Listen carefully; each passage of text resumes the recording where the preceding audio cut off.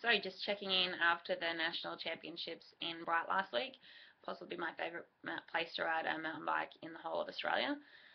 Went up there on the Tuesday, was over all my stomach issues, a little bit fluey, but sort of held that off for the racing through the week.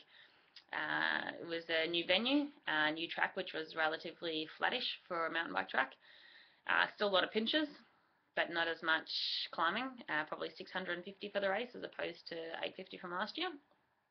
And new bikes. So I was on the Yeti ARC hardtail, which I haven't built up for a while because I was quite partial to the Julie, but it weighs in at 8.7 kilograms. The head angles are a lot steeper, so it's a lot more aggressive and really good on the tight stuff. So I thought I'd give that a shot on the weekend, and I think it was the right bike to choose.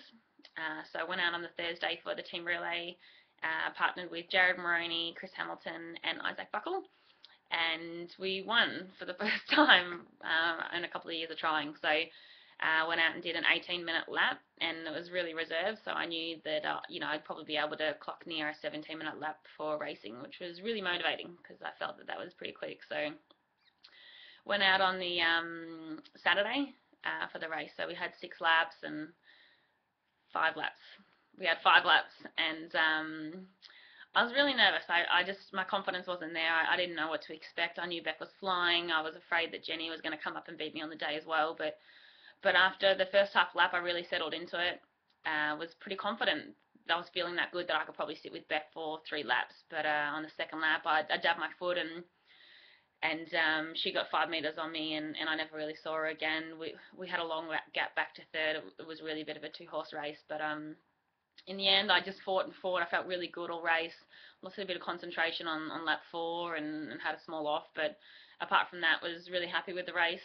Finished 45 seconds behind Beck, which is the closest I've been to her in a long time, and I think she's in the form of her life. And then another 3 minutes back to Jenny King.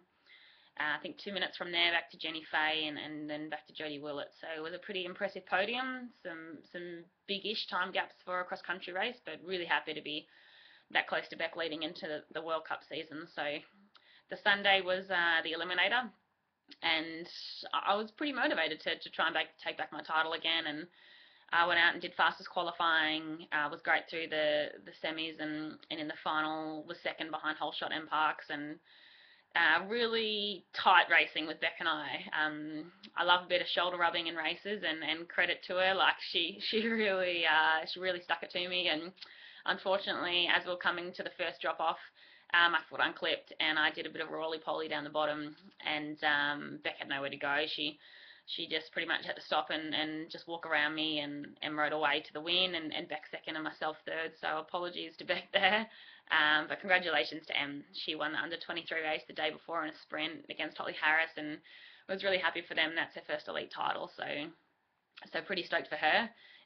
All in all, pretty happy with the championships.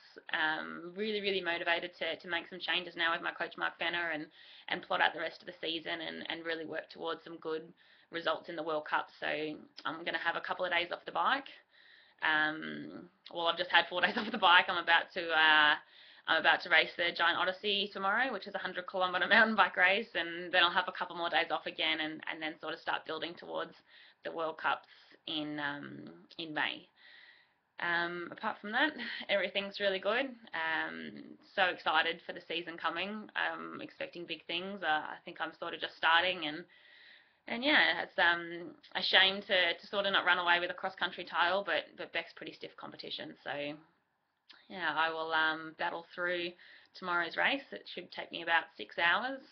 I've only done 3 rides over 3 hours this year, so that will be a challenge, but I love a good challenge. So until next time, bye.